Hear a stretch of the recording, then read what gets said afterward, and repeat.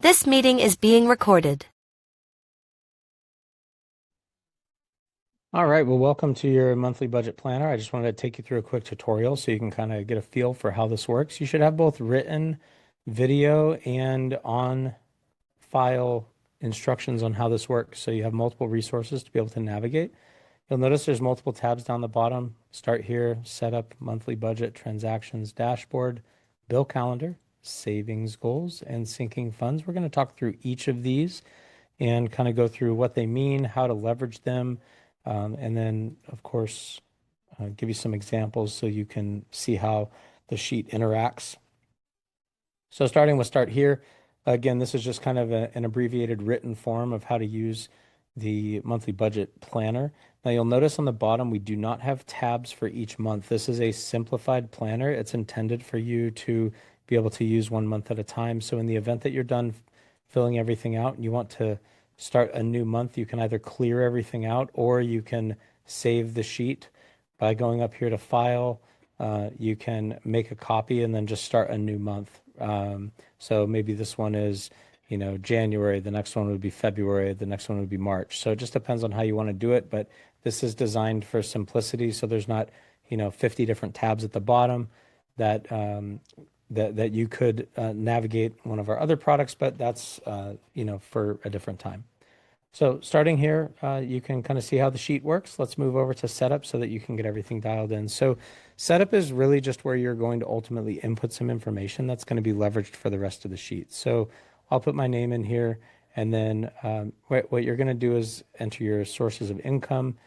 So if you have stocks, if you have a regular job, if you have side hustles, so you might put in salary, whatever it is. Maybe your salary is $10,000 a month, whatever. Okay, you have a drop down. You can indicate what type of work or what type of income it is. So job, side hustle, freelance, gig work, rental income, investments, benefits, or other. So we'll just say salary.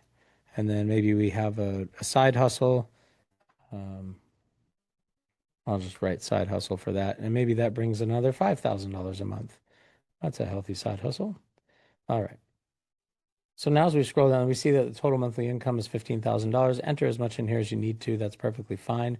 Now we're going to come down here and enter in our bills. Now you'll notice that there's need, there's want, and there's savings. So, or debt, right? So we have need, want, and savings and debt. So you can change the categories. Like if you don't need groceries, which would be kind of weird, then you can always change that to a want if you wanted to. But keep in mind, like the needs are the essentials in life. So the wants are kind of, are other things that are, for example, like dining and takeout. You don't necessarily have to eat out. You could maybe buy groceries and make your own food at home. So dining and takeout would be considered a want on average. If that is a need for you, then you can change that.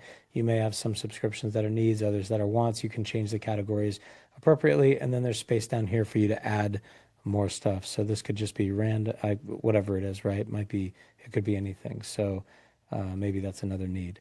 Now you'll notice a bunch of check boxes over here. I'm going to actually fill some stuff out in a minute, but these check boxes are what are going to allow, you'll see at the top it says show. It's kind of what it allows it to show in these different tabs. So if I get rid of rent and mortgage, for example, when I move over to monthly budget, you'll notice it starts with utilities now because the rent and the mortgage are gone. So just make sure that anything on here that you actually want to see and utilize through the spreadsheet and through this tool are actually checked as show. Otherwise, they're not going to work. Now, if you don't like some of these categories, or like I said, if you want to add some of your own, you can certainly do that. Just make sure you add whether they're a need or a want, and then whether you want them to ultimately show on your on the tool here. Okay, so let's put a couple things in. Let's say your rent or your mortgage is $2,500 a month. Maybe your utilities are 150. Groceries are, I don't know, groceries seem expensive. Let's say those are $1,500 a month. You eat a lot of food, right? A couple $100 for a phone bill, whatever. Now I'll skip down. Let me just add in like subscriptions. Maybe you have $100 in subscriptions. I'm going to skip a bunch of these. And maybe my emergency fund, I'm putting $100 a month into. So you'll notice that there's a lot of stuff that is on here that I don't have filled out. So if I don't spend any money on dining and takeout, then I can just uncheck these boxes. So anything that I don't fill out here that I don't have a budgeted amount for. I'm going to go ahead and just delete. You also might choose to keep one of these categories. Maybe you don't have a budgeted amount for let's say for minimum debt payments, or maybe you don't have a budgeted amount for dining out or takeout, but you want to keep that category in there where you're analyzing. You can certainly do that just so it's top of mind. But if you're not utilizing it, go ahead and uncheck the boxes so it takes it off of the remainder of the tool. Okay, you'll see your total needs budget, your wants, your savings and debt. It's all added up, so your total budget shows, right? So you have what's left after your budget, okay, is taken out. So you start with $15,000 in total monthly income. What's your total budgeted? And then here's what's left of the 15,000. So this number may be a lot smaller, maybe it's bigger. You get the idea. Okay, so now that we've completed the setup, let's go to monthly budget down here at the bottom. You'll notice all the boxes that were checked are now showing up here on the monthly budget. Now for tracking, you have the ability to do more check boxes just to say I paid this or I didn't. That's up to you. Utilize that as you see fit. You can also change your month up top. So if it's February or if it's April or whatever, so you may choose to save these as different sheets and keep track of your own monthly as you go along. But anyway, that's just a good way to visualize that. Now you notice that actual is not filled out. You do not need to fill out actual. This sheet is just to give you kind of a summary so you can see things and keep track, right? There's some totals at the bottom, but you don't need to fill out actual here. That's going to fill itself out as we go through the transactions that we complete. So on that note, if we come over to transactions, let's say that we have on April 1st, we paid our rent or our mortgage, which was $2,500. Let's put rent, whatever, payment method. I can say I just did a bank transfer on that. So now when I come back over to monthly budget, you'll notice that the rent is $2,500. The actual payment made was $2,500. Difference of zero. The status is even. Utilities, let's say is a $150 budget. So let's say I go over to the transactions and let's mark this as a utility payment. And maybe utilities were, I did good this month. We ran the air less than usual and we came in a little bit under. Again, just a bank transfer. So if I come back to my monthly budget, you'll notice it says under. So for groceries, we have a budget of $1,500. And again, maybe I paid, you'll have multiple transactions throughout the month if you go grocery shopping more than once in a month. But you could come in here and put your grocery bill. And maybe for groceries, you spent $1,700 because it was lots of food that month and you just paid that on a debit card, whatever. You'll notice under monthly budget, it shows over. So you can always keep track of the difference and really see how you're tracking towards your budget. Okay. So this is where you're going to keep track of your actual transactions and get an idea of like, you know, what's actually been paid. So if the phone bill is 200, I'll go ahead and fill the rest of this out really quick. Okay, so let's say that I went ahead and filled all these out, okay, as you can see. So I kind of threw them in there. Okay, so this is how your transactions look, and you are not short. If you look on the side over here, we're scrolling down. You're not short on all the transactions you can add. You have like 150 different transactions you could have in a month here, so you can certainly add a whole bunch, put the dates that you paid, do all that. So this is just a great way to keep track of the actual money that you're spending each and every month. On the dashboard's a nice snapshot. So there's nothing here that you need to ultimately go through and enter on the dashboard. So you'll notice our needs, wants, and savings. The target is your needs should be 50% or less of your total income. Your wants should be 30% or less, and your savings and debt payments debt should be 20% or less. So these are just ideas. Again, I'm not a financial advisor. I'm not licensed to give you advice on that, but this is kind of the model and the method that I used for myself. So that's what this is all built off of. But you can see your needs, your wants, and your savings, and you can get an idea of how all of this ultimately is broken down by looking at these couple different graphs and charts over here, right? So you can really see, you know, what percentage, you know, are you overspending in your wants? Are you not putting enough in savings? Are your needs, like, is this taking up 60% of your income, whatever. So you can come in here and kind of look and then visually, not just over here, see budgeted versus actual, but you can visually see, okay, my rent and my mortgage not paying, not any different, that I'm paying that and it's pretty normal and regular, but my groceries, I was a little high this month. My utilities, I was a little low this month. So this is just kind of a good analytical tab for you to get a visual of how things are going if you move to the next one under bill calendar. So this is a good chance for you to come in here and notate like when the bills are due. So groceries, for example, you may not put a due date because you're coming in and paying those throughout the month. So you might leave that blank. But if rent is due on the first of the month, once I pay it, I want to update that status. If it's not the 15th yet and the due date is the 15th, then for $150 in utilities, that's an upcoming bill. But if I paid it early, I can check it off. If I have something that was due on, let's say the 5th, I don't know, let's say the phone bill is due on the 5th. Oops, excuse me. Let's say the phone bill is due on the 5th. Um, oh, excuse me. Let me come back over here. Should have shown you this. Sorry. So if you come under bill calendar, see the due date here that I was pointing out, that's actually done in setup. So you can put the due date. So if the phone bill is due on the 5th, I'm going to enter that in and it's actually going to transfer over. Apologies, I forgot to put that formula in there. Since maybe I'm past the 5th of the month, you'll notice that it says overdue, right? So I can check these boxes off and get current on things whenever, but this is a good snapshot to be able to see, all right, this is coming up, or I could say, it's overdue, paying 2 days late or whatever.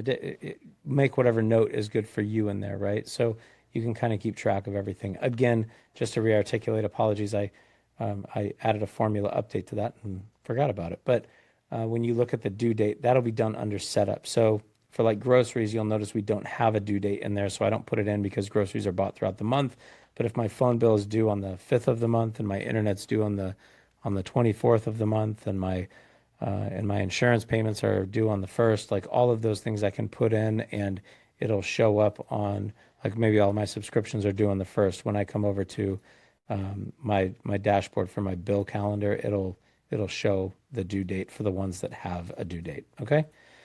So all stuff to keep in mind there.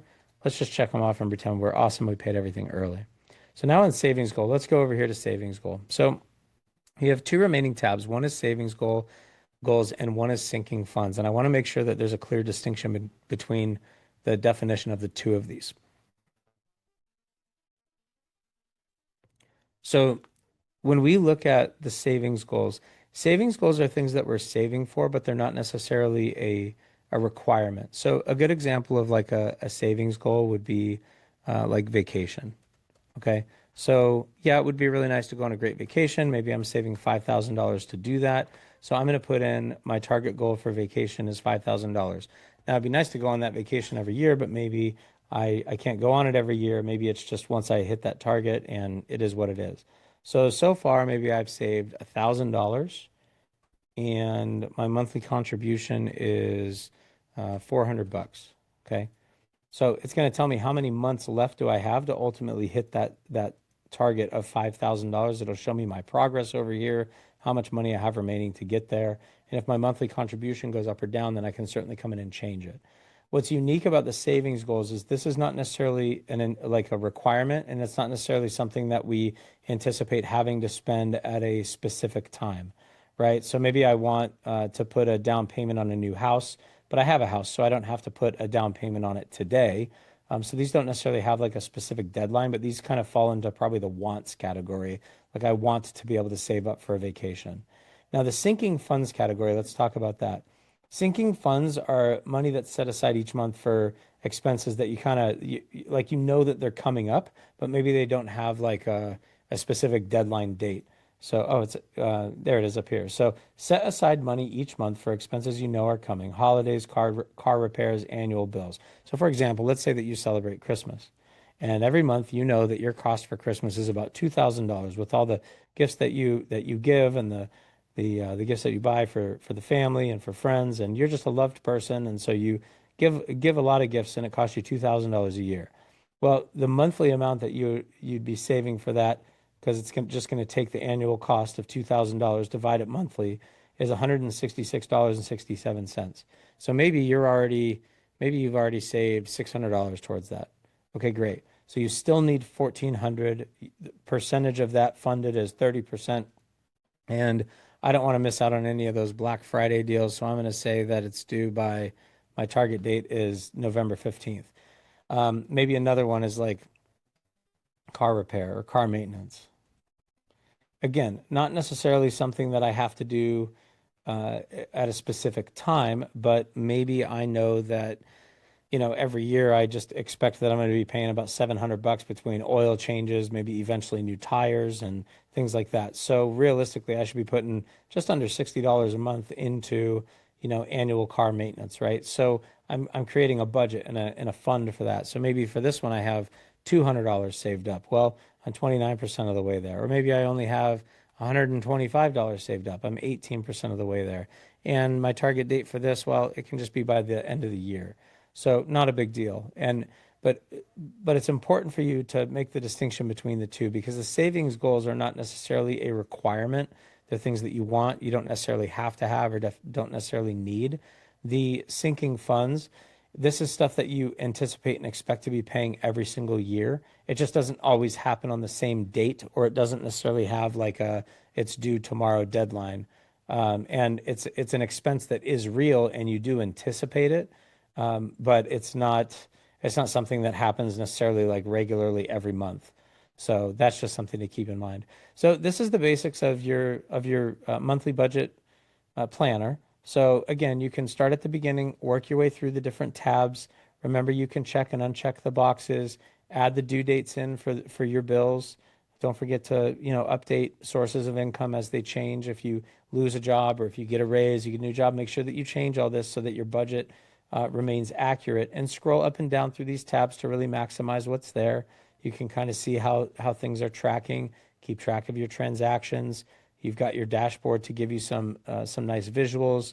You've got your bill calendar so you can really see what's paid, what's upcoming, what's overdue, all that. You've got your savings goals and your sinking funds.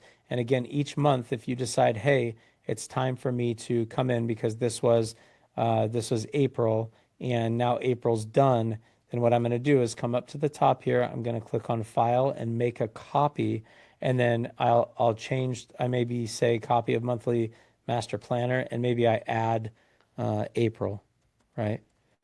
April 2026. So now if I'm going to come up here, I can click on File, make a copy, and then when I make a copy, I might change this over here and say, okay, now we're in May of 2026, right? And so now it's going to copy all the same stuff over here, and then I can just come in, delete my my expenses or delete anything that has changed, make updates to it, and then keep track of each month individually. So again, you can also just delete this each month if you want. You don't have to keep making copies, but if you want that long look back history, you can do that. This is designed as kind of like a single tool to track one individual month at a time.